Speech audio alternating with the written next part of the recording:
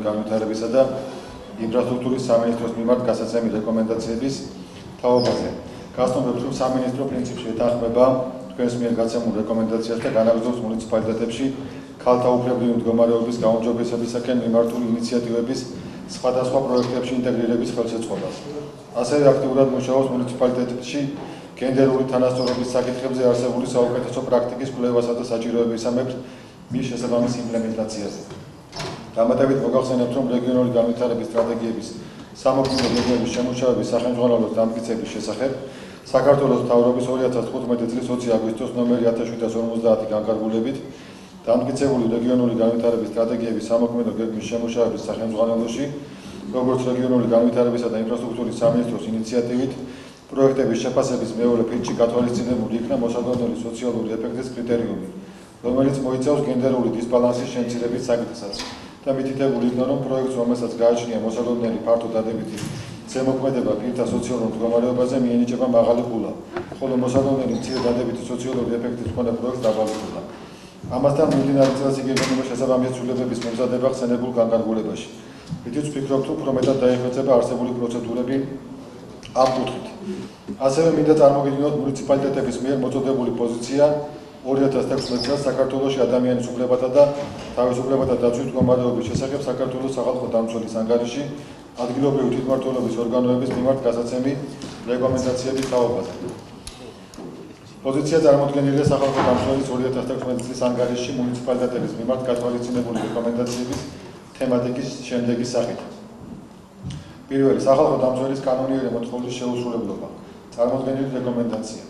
პირები, რომლებიც მიიღებენ საქართველოს სახალხო დამცველის კანონიერ მოთხოვნას, უზრუნველყონ საქართველოს სახალხო დამცველის შესახებ საქართველოს ორგანული კანონით დადგენილი ვალდებულებების კანონით დადგენილი წესით შეუფერხებლად შესრულება. მუნიციპალიტეტების პოზიცია, გახლავთ შემდეგ დაიწყო რეკომენდაცია მისაღებიანი ყველა მუნიციპალიტეტისათვის. თემა მეორე, ჯანსაღ გარემოში ცხოვრების უფლება. წარმოდგენილი რეკომენდაცია. რეკომენდაციის ადრესატი თბილისის მუნიციპალიტეტი. სპეციალური ზონალური შეთანხმების შესახებ გადაწყვეტილებები მიიღონ კანონით დადგენილი დასაბუთების ვალდებულების შესაბამისად და თითოეულ შემთხვევაში იხელმძღვანელონ სივრცითი მოწყობისა და ქალაქმშენებლობითი საფუძვლების შესახებ საქართველოს კანონით გამტკიცებული პრინციპებით. თბილისის მუნიციპალიტეტისთვის ეს რეკომენდაცია მისაღებია. თემა მესამე, განათლების უფლება, ადრეული და სკოლამდელი აღზრდა და განათლება. წარმოდგენილი რეკომენდაცია. საჭიროა ინტენსიურად მიმდინარეობდეს საბავშვო ბაღებში ბავშვთა უფლებრივი მდგომარეობის გაუმჯობესებაზე ორიენტირებული ღონისძიებები. განსაკუთრებული ყურადღება გამახვილდეს დაწესებულებათა ინფრასტრუქტურული და სანიტარული ჰიგიენური პირობების გაუმჯობესების მიმართულებებზე. ამაღლდეს საბავშვო ბაღების აღზრდა პედაგოგთა კვალიფიკაცია ბავშვთა უფლებების, ბავშვთა მიმართ ძალადობის პრევენციის, არასათანადო მოპყრობისა, მისი დაცვისა და რთული ქცევის გართვის კუთხით. ორივე პოზიცია მისაღებია ეს ყველა მუნიციპალიტეტისთვის. შემუშავდეს შესაბამისი პროგრამები ადგილობრივი თვითმმართველობის დონეზე სიღარიბისა და ცხოვრების არასათანადო დონის დაძლევის მიზნით. პოზიცია, ყველა მუნიციპალიტეტისათვის რეკომენდაცია მისაღებია, თუმცა ტყიბულის მუნიციპალიტეტი აღნიშნავს, რომ სიღარიბისა და არასათანადო ცხოვრების დონის უკეთესობისკენ ცვლილება მნიშვნელოვანი წინადაა დამოკიდებული ცენტრალური ხელისუფლების პოლიტიკასა და მის მიმართულებაზე. ვალვის მუნიციპალიტეტი აღნიშნავს, რომ რეკომენდაცია მისაღებია იმ საჭიროებებიდან გამომდინარე, რაც წარმოშობა უსახლკარო პირებს, თუმცა მათი თავშესაფრის სრულად დაკმაყოფილება ხშირად შეუძლებელია საბიუჯეტო სახსრების სიმცირის გამო. ეს არ არის ერთჯერადი ხარჯი, რომელიც შეიძლება დაიგეგმოს ბიუჯეტში. მაგალითად, ქირის საფასურის ანაზღაურებისას ვერ განისაზღვრება წინასწარი ხანგრძლივობა და ასე შემდეგ. რაც შეეხება თავშესაფარებში განთავსებულ ბენეფიციართა სოციალურ-ეკონომიკური რეაბილიტაციის პროგრამების დანერგვას, მიგვაჩნია, რომ აღნიშნული სახის პროგრამები უნდა დაინერგოს სოციალური მომსახურების სააგენტოს აქტიური თანამონაწილეობით. თემა მეოთხე, გენდერული თანასწორობა, ქალთა უფლებრივი მდგომარეობა. წარმოდგენილი რეკომენდაცია. ა. გაზრდილდეს გენდერული თანასწორობის საკითხებზე პასუხისმგებელი პირების უფლებამოსილება. საქმიანობის არეალი და რესურსები, ხელი შეეწყოს საკრებულოს დონეზე გენდერული თანასწორობის საბჭოების შექმნასა და მდგრადობას. ბ. იწარმოოს და გაანალიზებს დასაქმებულთა გენდერული ნიშნით სეგრეგირებული სტატისტიკა ქალთა თანამდებობრივი დაწინაურების ხელშემშლელი ბარიერების გამოსავლენად და აღმოსაფრთხებლად. გ. ადგილობრივი ბიუჯეტის შედგენისას განსაკუთრებული ყურადღება მიექცეს გენდერული თანასწორობის საკითხების ინტეგრირებას და ქალთა უფლებრივი მდგომარეობის გაუმჯობესებისაკენ მიმართული მიზნობრივი პროგრამების განხორციელებას. მათ შორის მარტოხელა მშობლებისთვის, მრავალშვილიანი ოჯახებისა და ოჯახში ძალადობის მკვლელთათვის. Პოზიცია გენდერულ თანასწორობასა და ქალთა უფლებების მდგომარეობასთან დაკავშირებულ საკითხებზე გათვალისწინებული აღნიშნული რეკომენდაციები მისაღები არის ყველა მუნიციპალიტეტისათვის. D. უზრუნველყოფილი იქნა სოფლის განვითარების პროგრამებისა თუ თემისათვის პრიორიტეტული პროექტების დაგეგმვის, განხორციელებისა და შეფასების ყველა ეტაპზე ქალთა ჩართულობა და მონაწილეობა. აღნიშნული რეკომენდაციაც მისაღები არის ყველა მუნიციპალიტეტისათვის. თემა მეხუთე. შეზღუდული შესაძლებლობების მქონე პირთა უფლებრივი მდგომარეობა რეგიონულ და ადგილობრივ დონეზე შშმ პირთა საკითხებზე მომუშავე საბჭოების შექმნა ამოქმედება. წარმოდგენილი რეკომენდაცია. დროულად იქნას უზრუნველყოფილი რეგიონულ და ადგილობრივ დონეზე შშმ პირთა საკითხებზე მომუშავე საბჭოების შექმნა ამოქმედება და ამ პროცესში შშმ პირების და მათი წარმომადგენელი ორგანიზაციების მონაწილეობის უზრუნველყოფა. B. მუნიციპალური ბიუჯეტების ფორმირების პროცესში გათვალისწინებული იქნას შშმ ბავშვთა საჭიროებები, გაზრდილი არსებული სერვისების მოცულობა და დაფარვა. აღნიშნული რეკომენდაციაც მისაღები არის ყველა მუნიციპალიტეტისათვის. თემა მეექვსე. ხანდაზმულ პირთა უფლებრივი მდგომარეობა, ხანდაზმულ პირთა სოციალურ-ეკონომიკური მდგომარეობა. წარმოდგენილი რეკომენდაცია, რომ განხორციელდეს ხანდაზმულ პირთა ინტერესებზე ორიენტირებული მიზნობრივი პროგრამების შემუშავება, ამ პირთა საჭიროებების შესწავლის საფუძველზე და მოხდეს აღნიშნული პროგრამების მუნიციპალურ ბიუჯეტში ასახვა. რეკომენდაცია მისაღები არის ყველა მუნიციპალიტეტისათვის. თემა მეშვიდე. სათანადო საცხოვრებლის უფლება. წარმოდგენილი რეკომენდაცია თბილისის მერიისათვის. თბილისის მუნიციპალიტეტის მერი აჭარის მთავრობა და ადგილობრივი ხელისუფლების ორგანოები. სახელმწიფო და მუნიციპალური ობიექტებში შეჭრილი სოციალურად დაუცველი უსახლკარო ოჯახების საცხოვრებელთან დაკავშირებული პრობლემების ინდივიდუალური შესწავლასა და პრობლემების ზუსტი მასშტაბის გამოვლენის შედეგად მის გადაშეწყვეტად შეიქმნა საუცილებელი სტრატეგია და სამოქმედო გეგმა. პოზიცია. რეკომენდაცია მისაღები არის ყველა მუნიციპალიტეტისათვის. თბილისის მუნიციპალიტეტის მერიისათვის არის წარმოდგენილი რეკომენდაცია.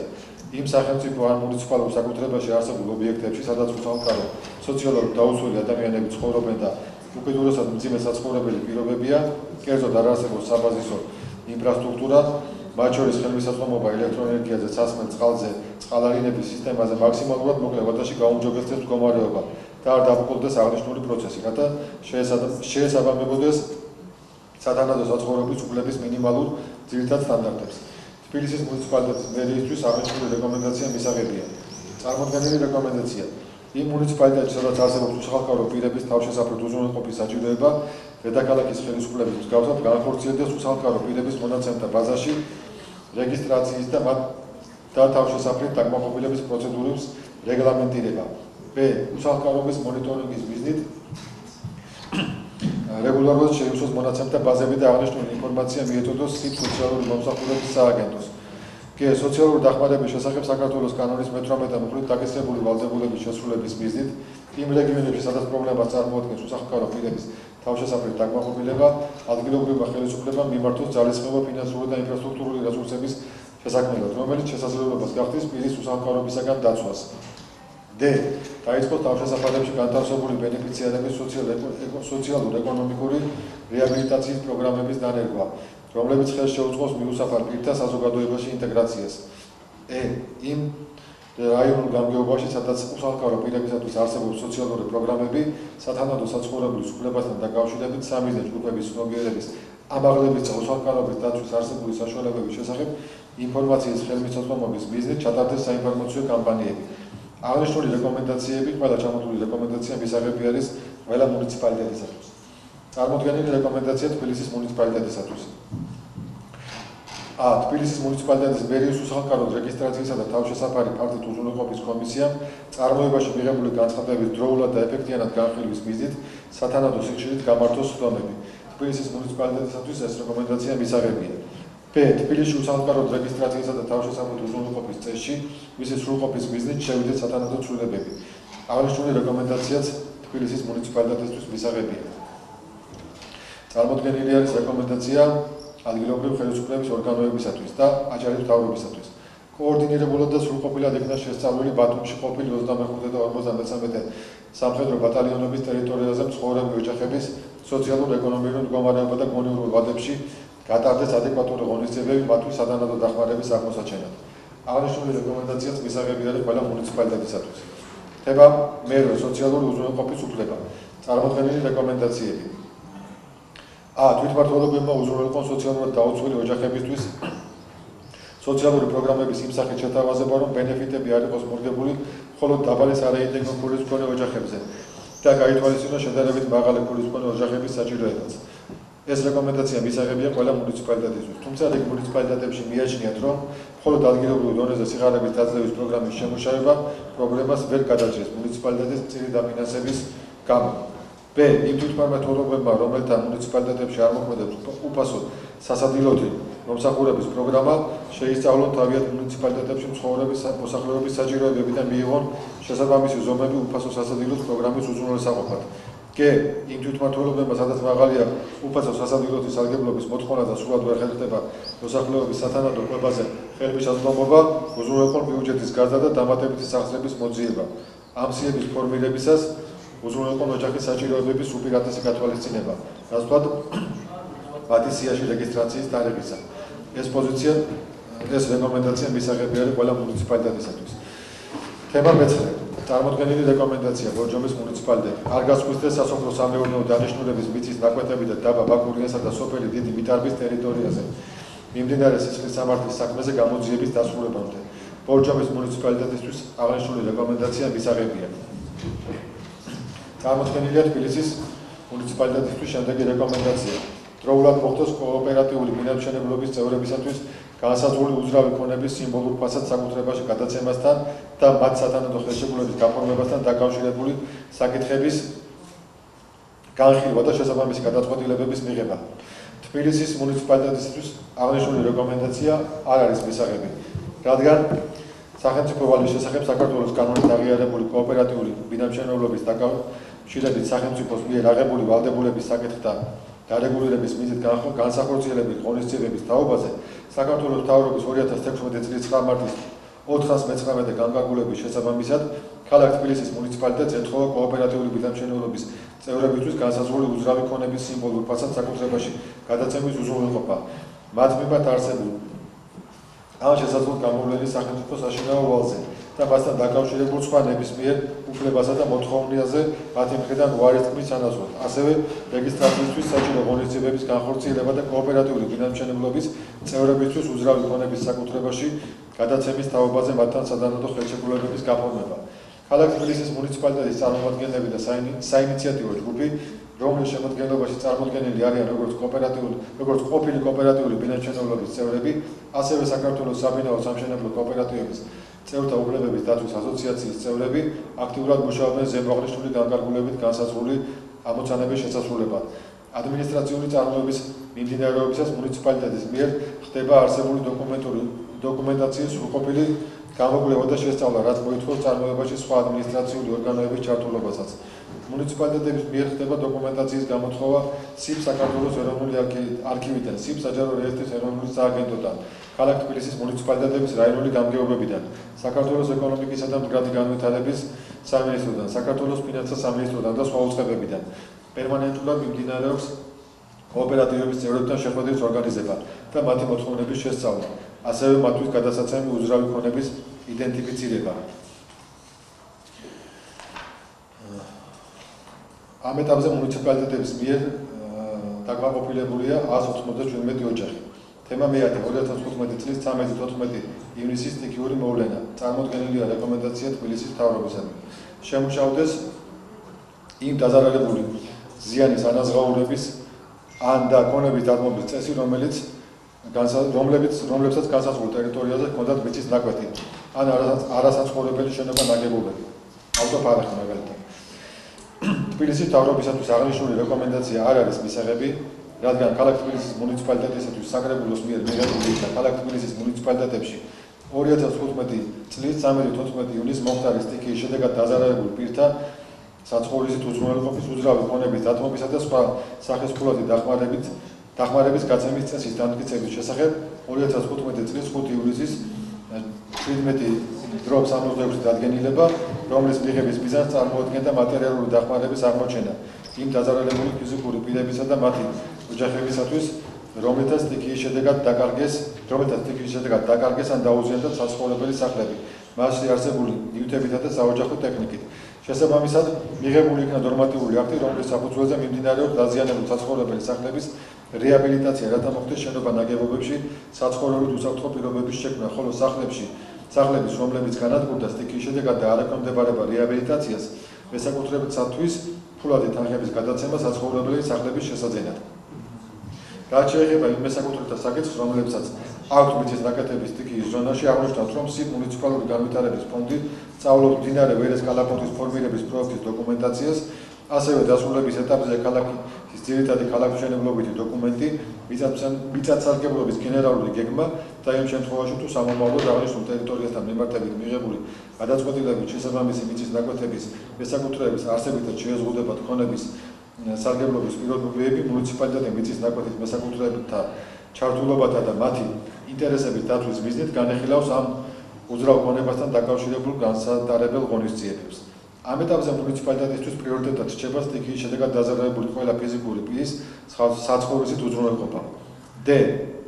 შემუშავდეს იმ დაზარალებულთათვის დახმარების გაწევის წესი და კონკრეტული კრიტერიუმები, რომელთა საცხოვრებელი სახლები ვერ ხდება განსაზღვრულ ტერიტორიაზე, თუმცა 13-14 ივნისის სტიქიის შედეგად ზიანი მიადგათ. აღნიშნული პოზიცია თბილისის მთავრობისათვის არ არის მისაღები, რადგან ქალაქ თბილისის მუნიციპალიტეტის გამგეობები 2015 წლის 13-14 ივნისის მომხდარი სტიქიის შედეგად დაზარალებულ პირთა დახმარებას ახორციელებენ. ქალაქ თბილისის მუნიციპალიტეტში 2015 წლის 13-14 ივნისის მომხდარი სტიქიის შედეგად დაზარალებულ პირთა საცხოვრისით უზრუნველყოფის უძრავი ქონების დათმობისა და სხვა სახის ფულადი დახმარების გაწევის წესის დამტკიცების შესახებ ქალაქ თბილისის მუნიციპალიტეტის საკრებულოს 2015 წლის 5 ივლისის 17-66 დადგენილების საფუძველზე. დადგენილების შესაბამისად 2015 წლის 13-14 ივნისის მომხდარი სტიქიის სალიკვიდაციო და მდინარე ვერეს ხეობისთან მიმდებარე ტერიტორიის მდგომარეობის შესწავლისა და შემდგომი აღდგენითი სამუშაოების ორგანიზების მიზნით უწყებადროშოვის კომისიის შექმნისა და დებულების დამტკიცების შესახებ საქართველოს მთავრობის 2015 წლის 18 ივნისის 274 დადგენილებით შექმნილმა უწყებადროშოვის კომისიამ სიბ გარემოს ეროვნული სააგენტოს მიერ წარმოდგენილი რუკების შესაბამისად განსაზღვრა არეალი, სადაც არსებული შენობა ნაგებობებს მიადგა ზიანის სტიქიის შედეგად. აღნიშნულმა არეალმა სრულად მოიცვა ის ტერიტორია, რომელიც დაითბორა მდინარე ვერეს ადიდების შედეგად, ასევე ის ტერიტორია, რომელიც დაზიანდა მეცხედრის შედეგად. გამგეობების მიერ ა. კომისიის მიერ განსაზღვრულ არეალში ცხოვრებ დაზარალებულ ოჯახებს საოჯახო ნივთების შესაძენად 2015-2016 წლებში გამოიყო 2.059.200 ლარის ოდენობით ერთჯერადი ფულადი დახმარება.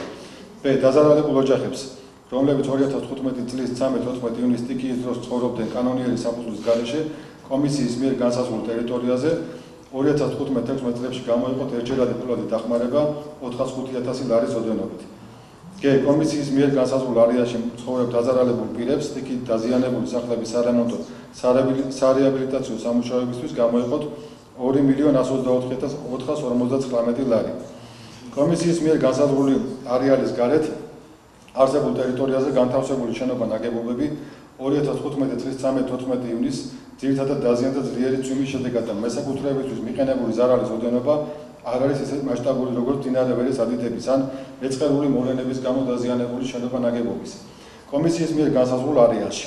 თუმცა მუნიციპალიტეტის მიერ 2015 წლის 5 ივლისს მიღებული 17-66 დადგენილების პირველი მუხლის მეოთხე პუნქტით განისაზღვრა, რომ კომისიის მიერ დადგენილი არეალის გარეთ დაზიანებული შენობა ნაგებობების მესაკუთრეთა დახმარება განხორციელდებოდა ადგილობრივი გამგეობების მიერ კანონმდებლობით დადგენილი წესით. აღნიშნული განაწესის შესაბამისად ქალაქ თბილისის მუნიციპალიტეტის გამგეობების მიერ ხდებოდა მოქალაქეთა განცხადებების განხილვა, სიტუაციის ინდივიდუალურად ადგილზე შესწავლა, დაზარალებული ოჯახების აღრიცხვა და მათი დახმარება. ქალაქ თბილისის მუნიციპალიტეტის გამგეობების მიერ 2015-2016 წლებში დაახლოებით 1.361.000 ლარის ოდენობის დახმარება გაეწია 113 ოჯახს, რომელთა საცხოვრებელი სახლები მდებარეობს 2015 წლის 13-14 ივნისის მომხდარი სტიქიის სალიკვიდაციო და მდინარე ვერეს ხეობისთან მიმდებარე ტერიტორიის მდგომარეობის შესწავლისა და შემდგომი აღდგენითი სამუშაოების ორგანიზების მიზნით უწყებადროშოვის კომისიის შექმნისა და დებულების დამტკიცების შესახებ საქართველოს მთავრობის 2015 წლის 18 ივლისის 274 დადგენილებით შექმნილი უწყებადროშოვის კომისიის მიერ განსაზღვრული არეალის ფარგლებს გარეთ. ზემოაღნიშნულიდან გამომდინარე, ვინაიდან მუნიციპალიტეტის გამგეობების მიერ განხორციელდა და ფაქტობრივად დასრულდა კომისიის მიერ განსაზღვრული არეალის გარეთ 2015 წლის 13-14 ივნისის სტიქიის შედეგად დაზიანებული შენობა-ნაგებობების გასაკუთრებთა დახმარება დამატებითი წესის მიღება ქალაქ თბილისის მუნიციპალიტეტს მიზანშეწონილად არ მიაჩნია. ყოველივე ზემოაღნიშნულის გათვალისწინებით მოგახსენებთ, რომ ჩვენთვის მნიშვნელოვანია თუ რამდენად უზრუნველყოფენ მუნიციპალიტეტების სახალხო დამცველის ანგარიშით გაცემული რეკომენდაციების შესრულებას. ვცდილობთ მივიღოთ და წარმოგიდგინოთ მაქსიმალურად რეალური ინფორმაცია მათი შესრულების შესახებ. ამასთან უნდა აღინიშნოს, რომ წინა წლებთან შედარებით სახალხო დამცველის რეკომენდაციების შესრულება მუნიციპალიტეტების მხრიდან გაუმჯობესებულია. რაც შეეხება ჩვენი სამინისტროს სამომავლო გეგმებს აღნიშნულ საკითხთან დაკავშირებით, ჩვენ ვაპირებთ გარკვეული პერიოდულობით რეკომენდაციების შესრულებაზე ინფორმაციის გამოთხოვას. ასევე ვაპირებთ რეკომენდაცია მივცეთ მუნიციპალიტეტებს მიმდინარე წელს მოხელეების სასწავლო გეგმებში დაემატოს შესაბამისი მოხელეების გადამზადების კომპონენტი. მადლობა ყურადღებისათვის და უღრმესი მადლობა ბატონო კახაბერ. ინფრასტრუქტურის სამინისტროს ყოველთვის მოხსენებაზე თითქმის მუნიციპალიტეტების ისე თქვა პასუხისმგებლობაც აქვს აღებული ძალიან მნიშვნელოვანია თქვენი მუშაობა ამ მხრივ. თქოთ შეკითხვები თუ არის ბატონ გიორგის თქოთ შემდეგ ბატონ უშასთან გადავართ. დიდი მადლობა. დრო არ აქვს მე ძალიან მოკლე კითხვა მაქვს, მაგრამ მნიშვნელოვანი. გახსოვთ სახალხო დამცველის ახსოვს 2015 წელს როცა მოხდა დაპატიმრება წყალმომარაგების კომპანიის მთავარი ბუღალტერისა ქალბატონ ხოველიშვილის, რომელიც ამჟამად იყო ციხეში, ეს არის 4 შვილის დედა და მას მისაჯი 10 წლით თავისუფლების აღკვეთა. საუბარი არის წყალმომარაგების კომპანიიდან 1.700.000 ლარის მოპარვაზე. ასევე საზოგადოებისთვის ცნობილია, რომ ქალბატონმა თამარ ხოველიშვილმა სასამართლო პროცესზე მისცა ჩვენება და თქვა ამ ჩვენებაში აღნიშნა, რომ ეს ყველაფერი ხდებოდა, ფულის მოპარვა ხდებოდა მისი უშუალო უფროსის ბატონი ცაბუტაშვილის დავალებით, რომლის მიმართაც საქმეც კი არ აღზრდა. ამავე დროს საქმის ფიგურანტი არის ბატონი გიორგი კობერიძე, რომელიც იმჟამად იმყოფებოდა თქვენი სამინისტროს, ესე იგი მინისტრის მოადგილე და კურატორი წყალმომარაგების კომპანიისა, თუ არ ვცდები იყო სწორედ ის და ამ ყველაფერს იმიტომ ყოფილი, რომ ამჟამად სწორედ იგი არის წყალმომარაგების კომპანიის დირექტორი. ჩემი კითხვა არის ძალიან მარტივი.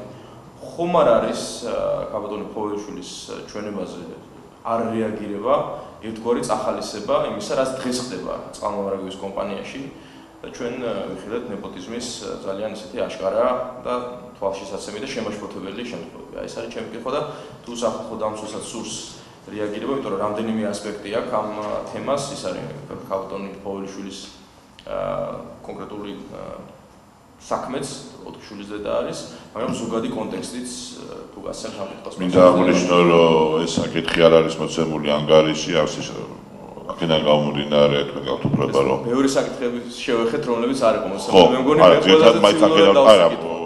ჩვენ მხოლოდ რეალობით ანგარიშის გარშემო თქვენი თანაგუნდელებისგან იყო ამის ცდილობებიც ხარდა რომ ანგარიშის გარეთ გავსულიყავით, მაგრამ შეგვიძლია ჩვენ გუნდებს შორის. ხო, არა, უბრალოდ კიდევ ერთხელ მინდა რეგლამენტით ესე არის განსაზღვრული, ეს საკითხი არ არის ასახული სახალხო დამცველის ანგარიში, შესაბამისად ინფრასტრუქტურის სამინისტრო პასუხზე უარიც პასუხი არის. მოხსენებელს განმარტავ რეგლამენტით არსებულ მოცემულობას, რომელიც თქვენს ასევე გეუბნებული ხართ რომ იცოდეთ. რა თქმა უნდა. მადლობა ბატონ გიორგი შეკითხვისთვის. სრულად გულწრფელად მინდა გითხრათ, რომ არა ვარ საქმის გულში ხოველიშვილის საქმესთან დაკავშირებით, მაგრამ საკითხი ჩავინიშნე და აუცილებლად პასუხს გაგცემთ თქვენ შეკითხვაზე. აქვე მინდა დამატებით აღნიშნო, ჩვენი კომიტეტი მოიხსენება გუშინ იყო ქართა დაწესებულებაში და იქ ჩვენ გვქონდა შეხვედრები, მე არ მომაწყობს ახლა ანუ ჩემი პირადი ის რომ სახელი დაგვარები ვერ შევხვდით, აზე იყო ლაპარაკი, უბრალოდ ვიცით ის საკითხებზე თქვენ აქედან გამომდინარე, მე მიმაჩნია რომ უფრო თქვა არსებით საკითხებს შევეხოთ, იმიტომ რომ საკმაოდ დიდი ანგარიში იყო და იმ ანგარიშიდან გამოვიდეთ კიდევ ერთხელ ეს იქნება ჩემი მოთხოვნა, ესე ვთქვათ, რაც რეგლამენტით პრობლემით თქვენს შენიშვნას, თუმცა პასუხზე ეს პასუხიც, ანუ პასუხზე უარი თუ ჩანიშნო, ეს პასუხი არის. პასუხზე უარი არის, მაგასაც საკმაოდ კომპეტენტური და ამოწურავი პასუხი. კი ბატონო. ჩაგთხოვთ.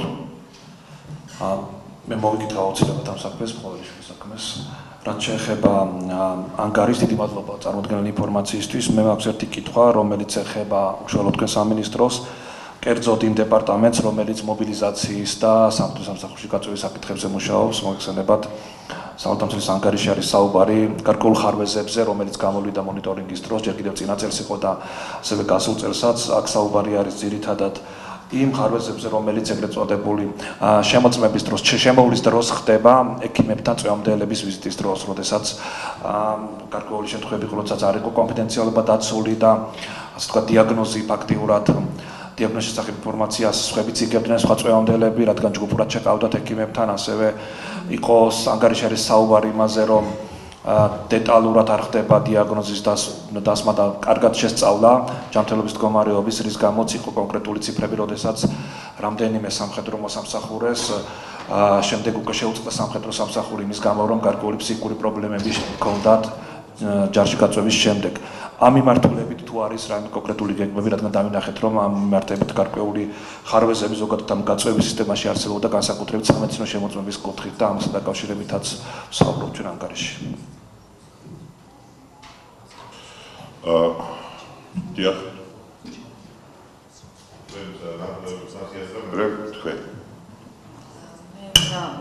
რამდენიმე მოკლე შეკითხვა მექნება. ერთი პრინციპში, რაც უკვე დავსვით ჯანდაცვის სამინისტროს მიმართებაში, რაც ეხება უსახლკარო ადამიანების იდენტიფიცირების საკითხს და ამ სისტემურ პრობლემას, რაც ზოგადად არსებობს ქვეყანაში. გვესმის, რომ ეს თქვენი სამინისტროს პირდაპირ მოვალეობა ასევე არ არის, თუმცა იმის გათვალისწინებით, რომ ადგილობრივი თვითმმართველობის ორგანოების თან მიმართებაში გაცემულ რეკომენდაციებს თქვენ გიწევთ პასუხების გაცემა, მაინც დავაფიქსირებ ამ შეკითხვას თქვენი ხედვა რა არის. გარკვეული დადებითი ტენდენციები არის ცალკეულ მუნიციპალიტეტებში უსახლკარო პირების პრობლემასთან დაკავშირებით და გამკლავებასთან დაკავშირებით, თუმცა სისტემურად ამ საკითხვის ხედვა ჯერჯერობით არ ხდება და თქვენი უწყება თუ არის რაიმე ფორმით იმ საკოორდინაციო სამუშაოში ჩართული, რაც აუცილებელი არის ჩვენი გადმოსახედიდან იყოს ცენტრალური ხელისუფლების ორგანოებსა და ადგილობრივი თვითმმართველობის ორგანოებს შორის, რომ როგორც პრობლემის მასშტაბები, გამომწვევი მიზეზები დადგინდეს, ასევე მისი გადაჭრის გზებზე რაღაც ერთობლივი მუშაობა მოხდეს. აი ამაზე თქვენ თუ გაქვთ რაიმე სამუშაო გაწეული, ასევე არ შემიძლია არ შევეხო ბათუმში ეგრეთ წოდებული მუყაოს ქალაქის პრობლემას, რომელიც ალბათ უკვე მუყაოს ქალაქის პრობლემა აღარ არის, იმიტომ რომ იქ ვხვდებით აბსოლუტურად კაპიტალურ შენობებს. და ეს პრობლემა უკვე არაერთი წელია, ალბათ 1-5 წელია უკვე დგას ძალიან რეალურად ბათუმში და გარდა იმისა, რომ შეგვიძლია ერთის მხრივ ვისაუბროთ იმაზე, რამდენად კანონიერი ნაგებობები არის იმ ადგილას უკვე აშენებული ცალკეული ადამიანების მიერ, მეორეს მხრივ ძალიან მწვავედ დგას ისეთი პრობლემები, რაც ეხება იქ ნამდვილად სოციალურად დაუცველი ჯგუფების ყოფა-ცხოვრების პირობებს და ფაქტი არის, რომ მიუხედავად არაერთი კომისიისა და ასე შემდეგ, რაც აჭარის მთავრობის მიერ იყო შექმნილი, ეს პრობლემა დღემდე გადაუჭრელია, არ არის რეალურად კონკრეტული ციფრები ვინ არიან იმ ტერიტორიაზე მცხოვრები ადამიანები, ვის ნამდვილად ჭირდება დახმარება და ვინ, ესე ვთქვათ, ბოროტად სარგებლობს შეიძლება გარკვეული ესეთი ილმობიერი დამოკიდებულები, თუ შეიძლება ესე ითქვას, ხელისუფლების მხრიდან. ფაქტი არის, რომ ეს პრობლემა გადაჭრილი დღემდე არ არის და არანაირი კონკრეტული გეგმაც არ არის ჩვენთვის ცნობილი, რა უნდა მოიმოქმედოს ადგილობრივმა ხელისუფლებამ ამასთან მიმართებაში, თუმცა ფაქტია, რომ ეს პრობლემა არის აუცილებლად მხედველობაში მისაღები. თუ გაქვთ ამაზე თქვენ რაიმე უფრო კონკრეტული ინფორმაცია, გარდა იმისა, რაც უკვე აღნიშნეთ თქვენს გამოსვაში ამას და მუშაობს აჭარის დიალოგ ხალბატონათია ბოლო კითხვა დღევანდელი სამუშაო დღის მქონდა. მოგესალმებით, სახალხო დამცველის აპარატს წარმოადგენ თემური კორიძე. უსახლკაროებთან დაკავშირებით ქონდა კითხვა, თუ შეიძლება ხალბატონათიას კითხვას დავამატებ ერთ კომპონენტს მაინც. ჩვენ როდესაც 2016 წლის ბოლოს გამოვითხოვეთ მუნიციპალიტეტებიდან ინფორმაცია რა ხედვა აქვთ მათ უსახლკაროებთან დაკავშირებული პრობლემის მოსაგვარებლად, აღმოჩნდა, რომ პრობლემა არის არა მხოლოდ საკითხების გადაწყვეტა, არამედ პრობლემის იდენტიფიცირებაც. მათ შორის ისეთი თითქოს ბანალური საკითხები, საერთოდ მუნიციპალიტეტებმა გაარკვიონ, რას ნიშნავს უსახლკარო პირი. ან ეს იგივე თუ არა, რაც ეკომიგრანტები. ხშირად რამდენიმე მუნიციპალიტეტს ერთმანეთში წაერია ეკომიგრანტები და უსახლკარო პირები. ამის შემდეგ შეიძლება მხოლოდ ვისაუბროთ უკვე კონკრეტულად პრობლემების მოგვარებაზე.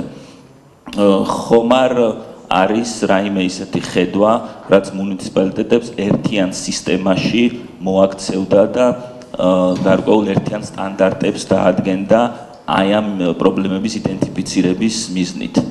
და შემდეგ უკვე რა თქმა უნდა გადავიდოდა საკითხი პრობლემის მოგვარებაში. და ერთი ზოგადი ხასიათის კითხვა მაქვს კიდევ, ალბათ ყველა მივესალმებით და მისასალმებელია, რომ რეკომენდაციების უდიდეს ნაწილზე განაცხადეთ, რომ ეს არის მისაღები მუნიციპალიტეტებისთვის. მაგრამ სახალხო დამცველს აქვს გამოცდილება იმისი, რომ წლების განმავლობაში ცხადდება, რომ ერთი და იგივე რეკომენდაცია მისაღებია, თუმცა ამ პერიოდის წლები გადის ისევ, რომ არაფერი ამ მიმართულებით არ იცვლება. ზოგადად რომ თქვა და არა კონკრეტულად თქვენ შემთხვევაზე.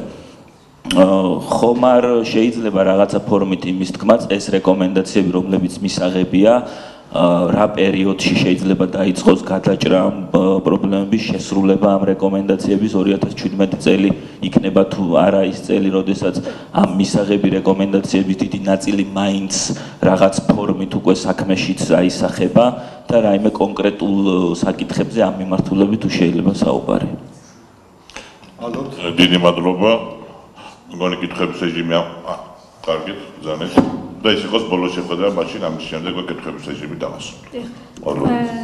Mä გამოსულმა ისაუბრა პეტრე განკავამ ომის დროს შეერაგებული კონფლიქტის დროს დაზიანებული სახლების თაობაზე და მე მინდა გითხრათ, როგორც გამყოფი ხაზის მიმდებარე სოფელში დაზარალებული მოსახლეობის საჭიროებებზე რეაგირების დროებით სათაურო კომისიის თანათავმჯდომარეს როგორ არის თქვენი ხედვა შეერაგებული კონფლიქტების დროს, როგორც 90-იანი წლების, ისე 2008 წლის ომის დროს დაზიანებული სახლების რეაბილიტაციაზე, საბოლოო გადაწყვეტების მიღების თაობაზე, რადგან ეს წლების განმავლობაში უკვე დგას ეს საკითხი, ის სახლები უფრო ზიანდება და დიდი ხანია ვიღებთ, რომ ამ სახსრები არ არის საკმარისი, თუმცა ჩვენი რეკომენდაცია ამ წელსაც რომ მიღებულ იქნა საბოლოო გადაწყვეტილება საბიუჯეტო სახსრებით ამ პრობლემის მოგვარების თაობაზე.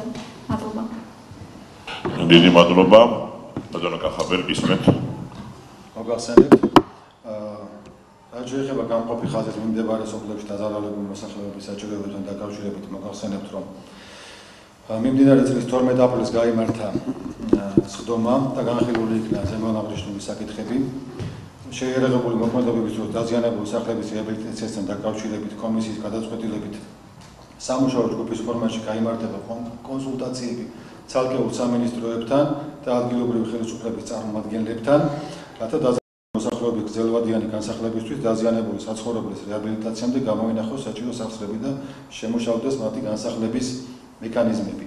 ამ საკითხთან დაკავშირებით ჩვენ მუშაობთ. რაც შეეხება ბატონის კითხვას, რომ ხდება ისე, რომ რეკომენდაციები მისაღები არის მუნიციპალიტეტებისთვის, მაგრამ შემდგომში არ ხდება ხოლმე ამ რეკომენდაციების დანერგვა და იმპლემენტაცია. ჩვენ ვფიქრობთ, რომ დავნერგავთ ახალ მიდგომებს ამასთან დაკავშირებით და თქვენი დახმობის შემთხვევაში ჩვენ გამოვითხოვთ ინფორმაციას მუნიციპალიტეტებიდან და ჩვენ შეგვიძლია კვარტლების მიხედვით ეს ინფორმაცია შევკრათ და თქვენი სურვილის შემთხვევაში მოგაწოდოთ. ეს არა მარტო ამ ინფორმაციების და რეკომენდაციების შესრულებას ეხება, იქნებ სხვა თქვენს შეკითხვებთან დაკავშირებითაც ჩვენ ჩამოვყალიბდეთ რაღაცა მუშა ჯგუფზე და ამ უსახლკაროთა საკითხებთან დაკავშირებით გავუზიაროთ ერთმანეთს ჩვენი მოსაზრებები და შევთანხმდეთ ფორმატზე, შევთანხმდეთ იმაზე თუ რა ინფორმაცია იქნება მუნიციპალიტეტებიდან საჭირო და რა აქტივობები იქნება ამისათვის საჭირო და ერთობლივად მივიღოთ ის ინფორმაცია, რომელიც ჩვენთვის და თქვენთვის და ყველასთვის არის მისაღები. უბრალოდ თქვენ მეტი გამოცდილება გაქვთ ამ კუთხით და თქვენი რეკომენდაციები ჩვენთვის მნიშვნელოვანი იქნება. ჩვენ რაც შეგვეხება გაგეხმარებით კოორდინაციაში მუნიციპალიტეტებთან და შევეცდებით რომ ის რაზეც ჩვენ შევჯერდებით ის ინფორმაცია და იმ ხარისხით მივიღოთ როგორც თქვენ და როგორც ჩვენ წარმოგვიდგენია. ბატონ უჩას მინდა უთხრა მობილიზაციასთან დაკავშირებით რომ მობილიზაციის სამსახურთან ჩვენ აქტიურად მუშაობთ, გეგმავთ გარკვეული ღონისძიებების გატარებას და თქვენს მიერ მითითებული რეკომენდაციებიც ამ საკითხთან დაკავშირებით მაქსიმალურად იქნება გათვალისწინებული და ჩვენ კონკრეტულად ამ ჩვენი აქტივობების შესახებ გაცნობებთ უმოკლეს დროში. პირობას გაძლევთ. უგრესი მადლობა.